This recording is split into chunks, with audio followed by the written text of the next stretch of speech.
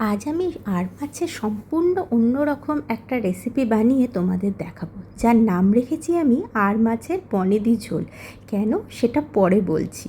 প্রথমে রেসিপিটার জন্য আমি নিয়ে নিয়েছি কতগুলো আর মাছ। সেটাকে ভালো করে নুন আর হলুদ মাখিয়ে কিছুক্ষণ রেখে দেবো, যাতে মাছের ভেতরে নুনটা ভালোভাবে ঢোকে। মশলার জন্য নিয়ে নিয়েছি কালো জিরে, গোলমরিচ আর কাঁচা লঙ্কা। ভালো করে বেটে একটা পেস্ট বানিয়ে তার মধ্যে হলুদ গুঁড়ো মিশিয়ে এটাকে আমি রেখে দেব। এরপরে কড়াইতে আমি সর্ষের তেল গরম হতে দেব। কেন বনেদি বললাম সেটা বলি। এই ঝোলটা আমি শিখেছি আমার শাশুড়ি মায়ের কাছ থেকে, আর আমার শাশুড়ি মা আবার শিখেছে তার শাশুড়ি মায়ের কাছ থেকে। এটা হচ্ছে আমাদের পোদ্দার বাড়ির স্পেশাল রেসিপি, সেই জন্য বললাম বনেদি ঝোল। আর মাছগুলোকে ভালো করে তেলের মধ্যে এপিট ওপিট করে ভেজে নেব।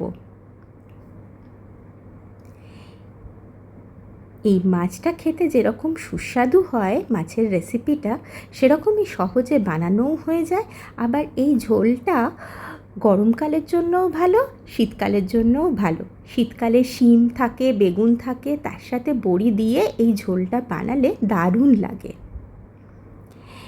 মাছগুলো ভাজা হয়ে গেলে ওই তেলের মধ্যে ওই কালো জিরে, গোলমরিচ, কাঁচা লঙ্কা বাটাটা হলুদের সাথে মেশানো তেলের মধ্যে দিয়ে দিতে হবে।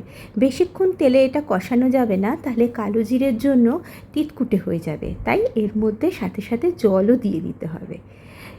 তারপরে এর মধ্যে নুন দিয়ে দেবো। নুন দেওয়ার পরে যখন ঝোলটা ভালো মতন ফুটে যাবে, তখন এর মধ্যে মাছগুলোকে অ্যাড করে দেবো। তোমরাও এইভাবে ঝোলটা বানিও আর আমাকে জানিও কেমন লাগলো। মাছগুলোকে অ্যাড করার পরে ভালো করে ঝোলটা ফুটে গেলে পরে, মাছগুলোতে ঝোলটা ঢুকে গেলে পরে ব্যাস, এটাকে আমরা নামিয়ে নেব আর গরম গরম ভাতের সাথে সার্ভ করে দেব। হয়ে গেল আর মাছের বনেদি ঝোল।